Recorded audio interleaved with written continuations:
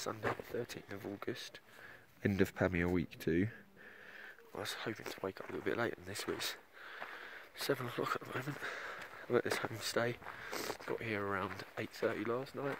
That's a whole other story I've got to tell you in a second. First I need to take care of some business. They said there was no towns from Langor until Alachor, and this isn't really what I expected as a town. This really is a mountain town, isn't it? That's crazy. Apparently there's, on my map it says a supermarket, but I don't think it's going to be a supermarket. This is so bizarre. Such a strange looking place. I've not been to a town yet that's just like this. Interesting. This place is just so bizarre. It just goes on and on and on. Never seems to end. It's the same kind of buildings again and again and again. Down little like alleyways and mazes. It's a very bizarre place. I heard there was another cyclist around here, not just Boris, who I met in the yurt last night, who I actually met in Dushanbe in the Greenhouse Hostel way before that. But there's meant to be another cyclist around here, but I can't see them. And I'm trying to find a shop to go to. On my map it says two supermarkets. And there's no way these are supermarkets. But I can't even find the shops. Everything is just so crazy. Really interesting, but I'm going to spend a day here like resting because of the last couple of days before I go to Marab. And there's not going to be much to do here. It's a very strange place. Well, I've not seen you before on my travels. You're a new one. Is that a yak? Really going to town on that grass. And there's another one. This is just a bizarre place. It looks like that you can see the end of it. It looks like these buildings here, that's where it ends. But when you cycle over there, there's more and more of these buildings after them and after them and after them. It's just, I've never been to a place like this before. It's really, really interesting. Proper in the mountains. I mean, we're 3,900 metres above.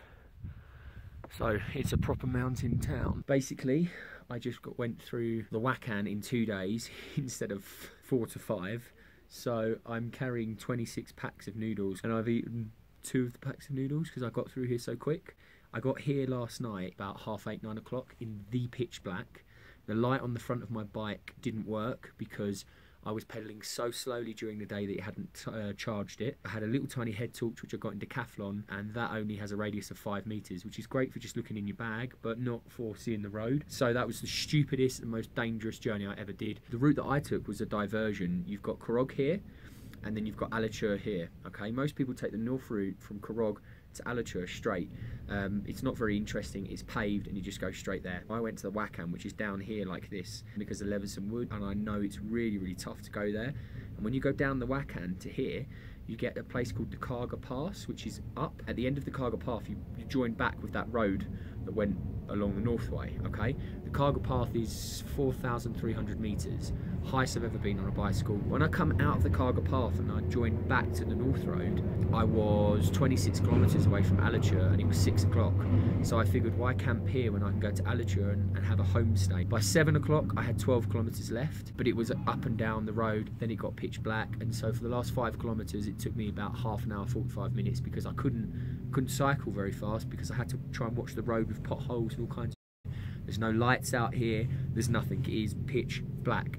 If I tried to camp, it could have been stupid because I'm not going to be able to see as I camp anyway. I was freezing cold. I couldn't stop to get my gloves out of my bag because it would mean getting cold again, getting all my stuff out, probably losing something. So I had these socks here on my hands, and I figured if I stopped to try to put a tent up, I'd be too cold to actually put the tent up anyway. At this point, with 3,900 metres, I had to just try and chance it for the next 5 kilometres, no matter how long it took me.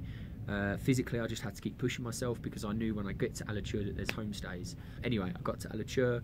That was a crazy, exciting and scary experience. I'm here now. I've just been reading some of Leveson's Wood's book. I absolutely love this book. This picture here on page 87, I tried to recreate that the other day, and I know the picture I took wasn't from the same spot, because I mean he must be up in a helicopter at least on one of the mountains when he took this. It's very similar. That was a really emotional moment for me because I was told it was the hardest thing you can do in Pamirs, and for me then that was it. I had to do it. But I also done the Wakan because he went there, and I'm standing in the footsteps of just an amazing person, so I had to go there, and that was really, really great. I slept last night here, what they call a yurt, a giant tent basically. The Kazakhs use them, the Uzbeks use them, The Tajiks use them, the people in the Pamirs use them, and also the Kyrgyz use them. This is the yurt, open to the sky there. That's where I was sitting talking to you. That's where all my gear is. I had one of these like mats here laid out last night and then a blanket over me. And I love that you come to these remote places and the pillows and the mattresses that they're covered with are things like Angry Birds or Barbie doll. This is the door to the yurt. Come out the way there. That is what a yurt looks like. And that is the mountain town. And that's the road I came in pitch black with a river there, and that's a little girl. Salam. He's a bit shy at the moment, he doesn't want to be in the video. But there we go.